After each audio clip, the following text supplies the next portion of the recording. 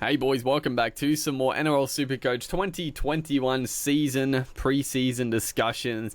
Moving on to one of the toughest positions to really fill, and that's the center wings. And it's tough in my opinion because this is where like a big swing can happen. I talked about in the forwards that I think for the most part you're not gonna give up too much depending which back rowers you go, and even the front rowers. Like if you're going three guns, like, you know, one week someone might score 80, the other week they might score 60, and then it flip-flops.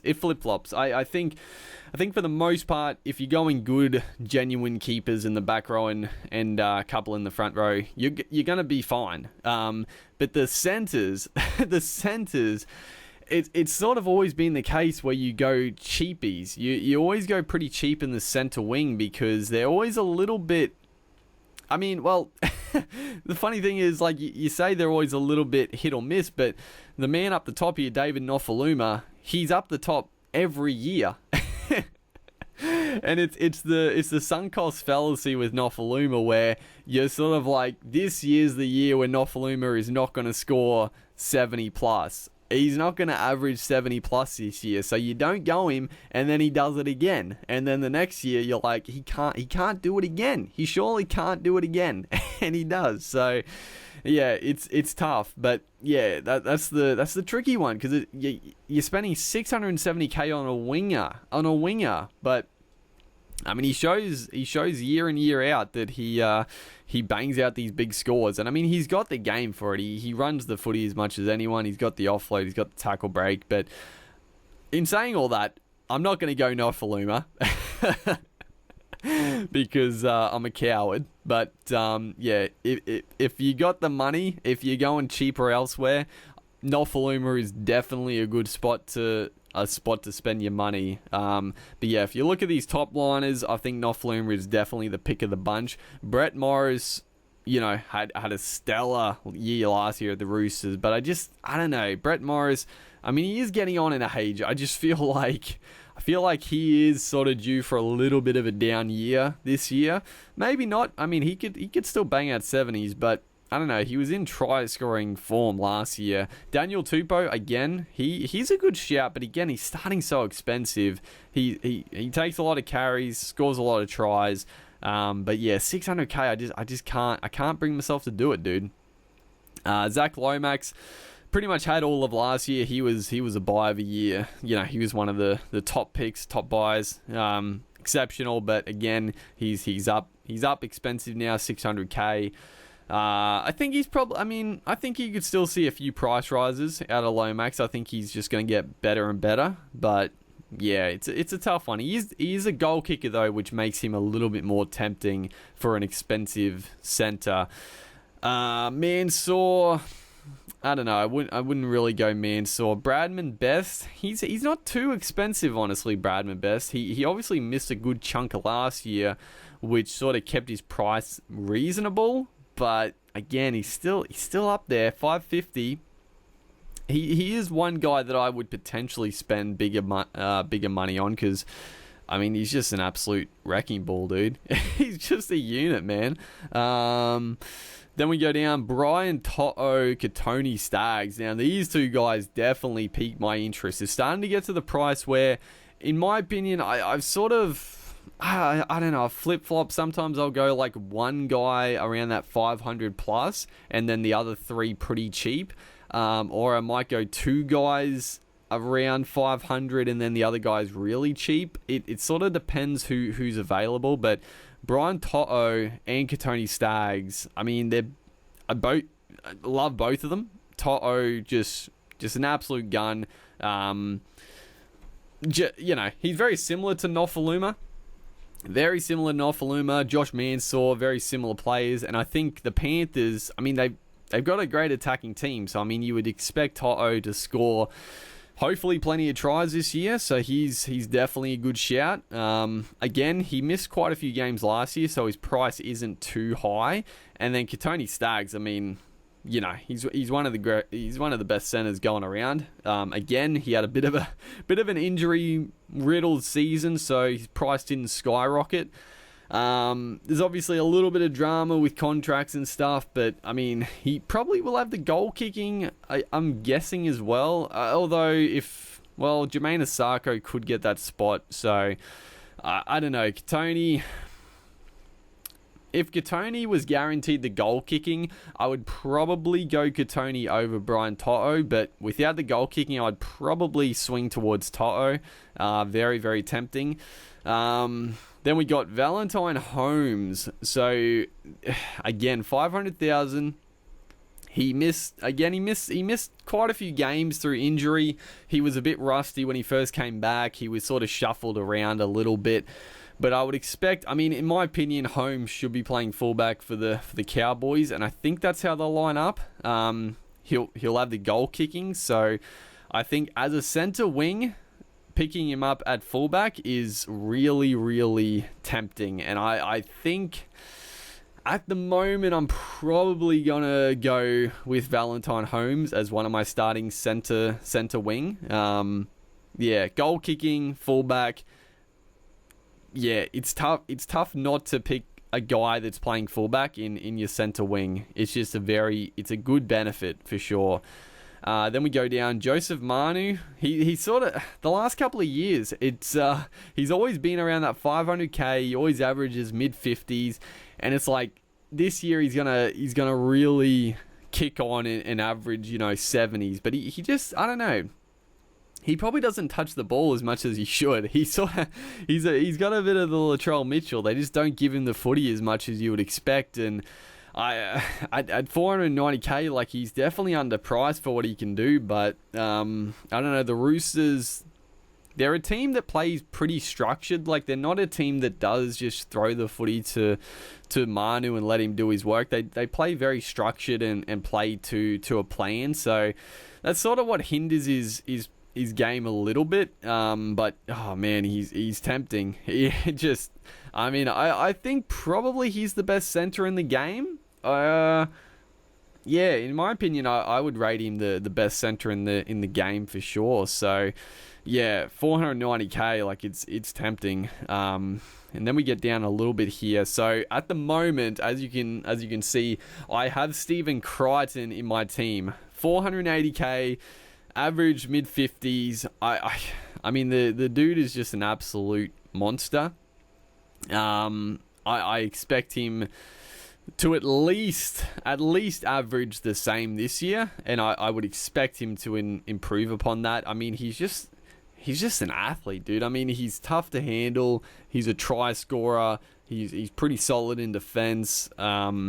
Yeah, it's going to be tough. So at the moment, I've got him, but now I'm thinking I want Valentine Holmes. So I've got to try to swing some money to get Holmes into the side, which is a little bit tricky. But I don't know. I'm sort of leaning towards having a couple of more expensive centre wings this year, because I do think you can save a bit more money in the forward pack this year as well. I don't think you need as many genuine 600 plus K forwards. So yeah, Stephen Crichton, very, very tempting. Mamalo, he obviously, the Warriors in general last year, but Mamalo went home. The year before, Mamalo, I think, was he the top point scorer in the centre wing? I mean, he had an absolute killer year the year before, so he's definitely underpriced for what he can do, but I definitely can't afford 3 500k centre wings, so I'm sort of, it's a no-go for me, but he's definitely one to definitely potential there. Then we go down here, Mike Acevo, again, he's got the potential, but I don't know, Mike Acevo, he obviously very similar to Big Semi Radradra, but I actually think Semi just in general was better in NRL and also better Supercoach wise. I think Sevo, he's always going to get those games where he scores 100 the odd time, but he's also going to have those games where he doesn't really do anything. So I don't know, Sevo is a bit of you could go on a little bit of a run with Sevo if you get lucky, but I don't know, for me he's a bit he's a bit hot or cold. But who knows? I mean, he's still new to the game, so he could have a killer year. Keep an eye. Then we go down, not too much. I mean, Nick Kotrick going to the Doggies. It's tempting, but again, I'm not convinced of the Dogs. They have recruited well, but I don't know. Kotrick, surely he's going to get a center spot. We haven't really seen him that much in center. He's obviously played the bulk of his NRL career on the wing, so, he obviously coming through the grades, he was a center, but I mean, that's lower grades, and the NRL's a different kettle of fish. Is he going to be able to play center, or will he get shifted back to wing? It's a wait and see.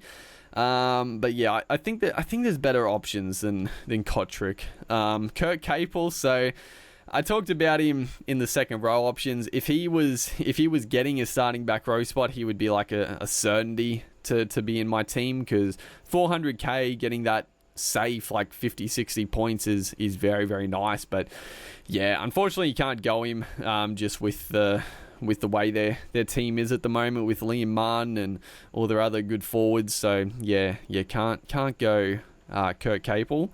Then we go down a few speckies at 400k. I mean, Lua can go on runs, Jesse Ramian, few others. Justin Ollam. I was actually surprised that he only averaged 45. Ollam is such a weapon, but I guess he's more of an impact player in short bursts. He's a guy that he looks so good. He's such a good player to watch, but he's similar to, honestly, he is similar to Maddai in a lot of ways. I mean, Maddai obviously had that impact in defense, and also good.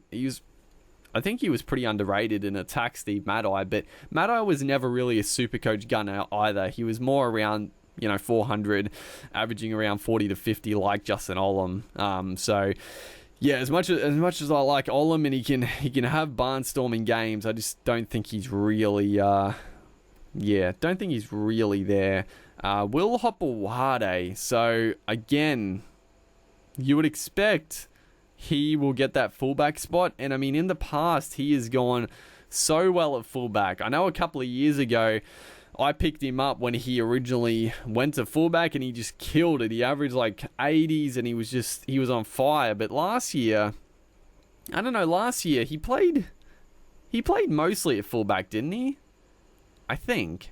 I know I called for it. I kept calling him to go back to fullback, and eventually he did. But he didn't have one of his best seasons, so he's underpriced for what he can do if he is playing at fullback. And then we go down a bit. I mean, Jared Croker, he's definitely fallen off a bit. He used to be up in the top echelon for every year. He was always averaging around 60 plus. But yeah, Croker's just, I don't know, he's gone off the boil a bit. So yeah, I wouldn't go Croker. Jack Bird, he's a specky. He's a guy that you could take a punt on. He's a little expensive at 380k, but he's got the game for it. He's definitely got the game for it. Jordan Rappana, again, he's sort of similar to Croker. I mean, in the past he's been an absolute gun, but yeah, he's scores have been down. So again, I could see someone taking a little punt on Rappana to have a big year. But yeah, I don't think I'm going to have the cash to fit in someone this expensive with the other guys I'm looking at. And then we go down here. So Cody Ramsey, he was actually the guy I was thinking of when I was talking about Tex Hoy. He's actually starting at 350,000. He only played the 3 games, dude. Average 50, but yeah, a little bit too expensive, even if he did get that starting wing spot, in my opinion. Braden Burns, I've got Braden Burns in my team at the moment. I'm definitely going to switch because, yeah, I think Burns is underpriced because obviously he had an injury-affected year. He started so well, like he's got the footwork, he's got the play to score well, but I think there's better options, and Braden Burns, he's a little bit Yeah, a little bit tricky to watch. So I'm going to take Burns out, but yeah, 350k, he's definitely underpriced for what he can do. Wanga Blake, I thought he was going to be an absolute buy of the year last year, but he just never really pushed on. I mean, he averaged around 40. But yeah, I think he can still have a breakout year, but he just, dude, he's like, I mean, he's similar to Stephen Crichton, but I don't know, he just doesn't touch the ball enough. They don't give him the footy. I don't understand. So I can't go him, but geez, if they just gave him the football more, he'd be a gun. Jermaine Asako, I don't know. It's a wait and see how the Broncos line up. Is he going to get that fullback spot? If he does, like, he'd be a pretty good pickup at 340k. He would have the goal kicking. But I don't know. Jermaine Asako, like, he's a very confidence-driven player. Like, if he has a couple of shockers, he's probably going to be out of the team, and he'll play badly, he'll score badly. So yeah, I couldn't go there, but he's tempting. He's tempting if he gets that fullback spot and has the goal kicking. Jake Avarillo, I talked about it at 5'8". I know a lot of people are jumping on, but yeah, I don't know. I'm a little bit more hesitant than others at the moment. There's a few more coming up who are a bit cheaper that I like quite a bit. Herbie Farnworth, I think he's okay, but probably not super coach relevant. Charlie Staines, he's going to be in everyone's team. Now, obviously, you take the average out because obviously he scored... How many tries did he score? Like 4 or 5 tries in 2 games. Most of them were just literally walking over the line a meter. So, most of them were... Let's not get too carried away, but he's been touted for a long time. Mansaw's now gone. Staines is, you would expect, will get that wing spot. At 290k, he is a little bit pricey, but I think I'm probably going to try to sneak him in because everybody's going to have him, and he definitely has... He's just got that try-scoring ability. He's got the talent. It's going to be hard not to have him. So I think Staines is going to go on my team, and I can't fault people for doing it. Everyone's going to have him, but yeah, he's a try scorer, and I think the Panthers are going to score plenty of tries again this year. Then we go down here. Who else have we got? James Roberts. 270k. I mean, it's incredibly underpriced, but I mean, you could take a punt on him. Like, if you're going Charlie Staines, like, you could go James Roberts pretty easily. That would be... Yeah, I don't know. Honestly, he's a wait and see. As a bit of a pod, I could see myself going James Roberts over Charlie Staines because, I mean, if Roberts can actually get back and play some football and get confident, I mean, yeah... Could be exciting. Could be exciting for sure.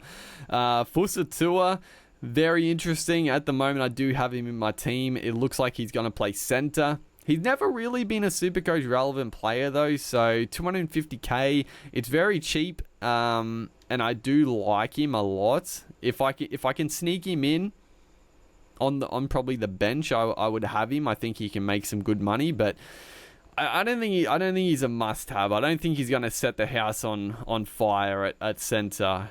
But yeah, we'll see about that one. And then we got a couple others coming up. Jason Saab at the Seagulls. Again, not sure if he's going to get that wing spot, but he's definitely one to keep an eye on for a bit of a cheapie. Tessie Niu, again, I don't know. They're talking like he might play in the centres or fullback. It's a wait and see. Again, if he gets a starting centre or fullback spot, he's definitely a good guy to have as a cheapie at 230k. But yeah, a wait and see on Niu. He's obviously very talented. I mean, in my opinion, didn't show a lot when he played last year, but it's pretty tough. I mean, the young fella came in when the Broncos were just absolute dog shit, so I'm not going to judge him too much. I mean, I've seen him in the lower grades, and he's absolutely killed it. So I think he's got the talent for NRL. He just, unfortunately, he had to go into a team that just had no confidence, no go forward. So yeah, felt bad for the young fella having to sort of play the games last year. I actually was a little bit frustrated that he was thrown into the fray, just thrown to the wolves basically. But I mean, you know, that's the coach's plan, I guess. Then we go down here, a couple other guys. So Bailey Simonson. Oh boy, he honestly, for me, he's almost a must-have. He's 205k. I don't know how he's so cheap. I guess I'm trying to remember last year. He must have. Yeah, I guess he played a lot on the bench, did he? I can't even remember. I mean, I know Simonson, when he had his breakout year, like he was, I mean, very similar to Rappana and Kotrick, like just running the footy, getting tackle breaks, scoring the odd try. And now with no Kotrick, surely Simonson gets that one wing spot. So 205k, I mean, he's almost a must-have. Albert Hopewade, he's also gone to the Raiders. He might get a spot in the centres. I don't know. The Raiders have a few young players coming through that I'm not sure who are going to get those spots, but it's a wait and see. I know I keep saying it, but it is, you know, you gotta see what happens there. Braden Williami, he started with so much promise last year. I had him in my team. He played a few games, he looked pretty good, and then he got injured and didn't play again, and he's still cheap. So Is he gonna play this year for the Dragons? I don't know, but again, he could be a good cheapie to pick up if he gets that spot. Tane Milne, I've got him in my team at the moment, just sort of as a placeholder cheapie, and then any other cheapies that ring a bell. Ben Trebojevic, he could be one to pick up. I think most people have him because I think it looks like he's getting a spot. I'm actually not too sure. I haven't looked at the Manly side too closely. Jace Joseph Sawley.